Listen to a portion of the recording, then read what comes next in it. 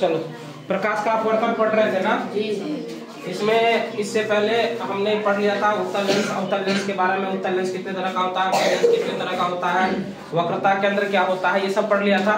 आज ये समझते हैं कि उत्तल लेंस के लिए मुख्य अक्ष क्या होता है और अवतल लेंस के लिए मुख्य अक्ष क्या आता है। मेन जो हमारा पॉइंट है, उत्तल लेंस को अभिसारी लेंस क्यों कहते हैं, अवतल लेंस को अपसारी लेंस क्यों कहते हैं। ये देखो, उत्तल लेंस को अभिसारी लेंस क्यों कहते हैं और अवतल लेंस को अपसारी लेंस क्यों कहते हैं, ये मतलब हमारा मोस्ट इंपोर्टेंट क्वेश्चन है जो लगभग एग्जाम में पूछा ही जाता है, ठीक है ना। तो ये बिल्कुल याद करके रखना कि उत्तल लेंस को अभिसारी लेंस क्यों कहते हैं और अवतल लेंस को अपसारी लेंस क्यों कहते हैं, ठीक है ना। सबसे पहले समझ लेते हैं उत्तल लेंस के लिए मुख्य फोकस क्या होता है। तो उत्तल लेंस के मुख्य अक्ष के समांतर जो चलने वाली किरणें लेंस के अपवर्तन के बाद मुख्य अक्ष के एक निश्चित बिंदु पर अभिसरित हो जाती है, जिसे उत्तल लेंस का मुख्य फोकस कहते हैं। यहाँ फिगर से समझो, वहां पे क्लियर नहीं होगा।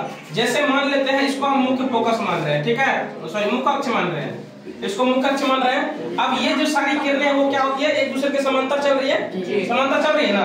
अब क्या होता है, लेंस के अपवर्तन के बाद क्या होता है, ये एक मुख्य अक्ष पर एक जगह पे जाकर क्या होता है, मिल जाती है। इसलिए इसको हम लोग क्या कहते हैं, मुख्य फोकस कहते हैं। उत्तल लेंस का मुख्य फोकस कहते हैं। समझ में आ गई बात, कोई दिक्कत नहीं। अब अवतल लेंस के लिए मुख्य फोकस क्या होता है, इसको ध्यान से समझो।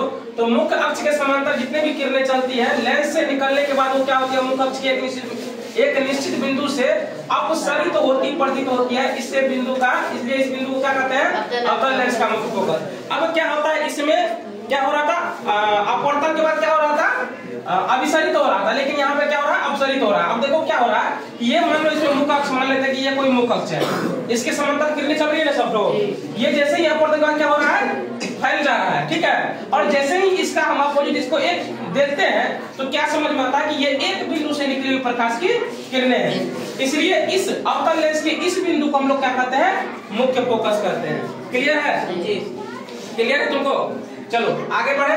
तो उत्तल लेंस को अभिसारी लेंस भी कहा जाता है, क्यों, तो क्योंकि उत्तल लेंस का कार्य क्या होता है, उससे होकर जाने वाली किरण पुंज को अभिसरित करना होता है। क्या होता है, जितनी भी उससे किरणें आती है उसको क्या करना होता है, अभिसरित करना होता है। इसलिए यही कारण है कि इसलिए उत्तल लेंस को क्या कहते हैं, अभिसारी लेंस या कन्वर्जिंग लेंस भी कहते हैं। कोई दिक्कत। अवतल लेंस को अपसारी लेंस क्यों कहते हैं, तो इसका भी सेम चीज है कि अवतल लेंस का कार्य उससे होकर जाने वाली किरण पुंज को क्या करना होता है, अपसरित करना होता है, जिसको हम लोग डाइवर्जिंग लेंस कहते हैं ना। इसलिए इसको हम लोग क्या कहते हैं, डाइवर्जिंग लेंस भी कहते हैं। अब ध्यान से समझो कि ये उत्तल लेंस को मतलब उत्तल लेंस को अभिसारी लेंस और अवतल लेंस को अपसारी लेंस क्यों कहते हैं। तो उत्तल लेंस का क्या हो रहा था कि उत्तल लेंस में जितनी भी किरणें जा रही थी वो क्या हो रही थी, अभिसरित हो रही थी, अपने एक बिंदु से क्या हो जा रही थी, अभिसरित हो जा रही थी। इसलिए इसको हम लोग क्या कर रहे थे, अभिसारी लेंस कर रहे थे। और अवतल लेंस में क्या था कि जैसे ही मतलब यहाँ पे है ना, अवतल लेंस का कार्य क्या होता है कि उससे जितनी भी किरणें जाती है ना, जाने वाली किरण को जो क्या करता है, वो अपसारित करता है, यानी कि डाइवर्ज कर देता है। और यही कारण है, ये मतलब यही कारण है कि इसको क्या कहा जाता है, अवतल लेंस का अपसारी लेंस या डाइवर्जिंग लेंस भी कहा जाता है। ठीक है, उम्मीद है कि यहाँ तक क्लियर होगा।